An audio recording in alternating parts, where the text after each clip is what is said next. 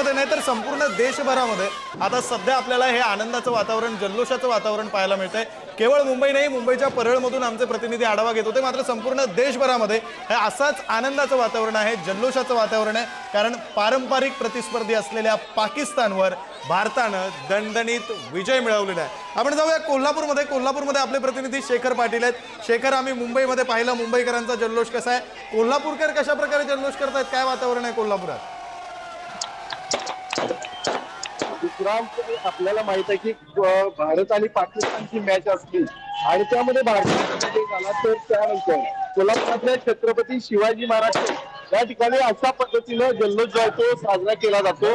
ही सगळी दृश्य पाहतो कोल्हापुरातल्या छत्रपती शिवाजी महाराज ही सगळी दृश्य आहेत आणि मी अजून काही दृश्य दाखवतो। आपण जर बघितलं तर मोठ्या प्रमाणात गर्दी जी आहे ती या ठिकाणी काही चाहत्यांची पाहायला मिळते। खर तर ही मॅच पाहण्यासाठी संपूर्ण भारतभर जो जल्लोषासाठी केला जातो, मात्र आता ही सगळी गर्दी पाहतोय कोल्हापुरातल्या छत्रपती शिवाजी महाराज चौक या ठिकाणी ही सगळी गर्दी आहे। काही पुढची देखील दृश्य घ्यायची आपल्याला दाखवण्याचा प्रयत्न करतो।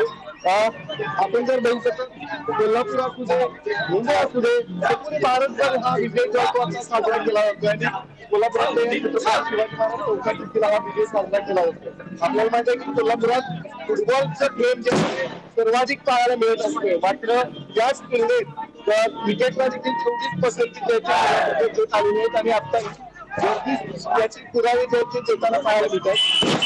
छत्रपती शिवाजी महाराज चौक या ठिकाणची ही गर्दी आहे आणि काही क्षणामध्येच फक्त ही गर्दी जी आहे पाहायला मिळते। आता पोलीस या ठिकाणी तैनात झालेत आहेत, मोठ्या प्रमाणात धोक्याची रस्त्यावरती येत असतात आणि म्हणूनच या ठिकाणी हे सगळे पोलीस बंदोबस्त देखील तैनात करावा लागतो। काही वेळासाठी म्हणजे जल्लोष कोल्हापूर साजरा केला खरं आहे शेखर, हा सगळा उत्साह, हे सगळे लोक आम्ही पाहू शकतोय। आपण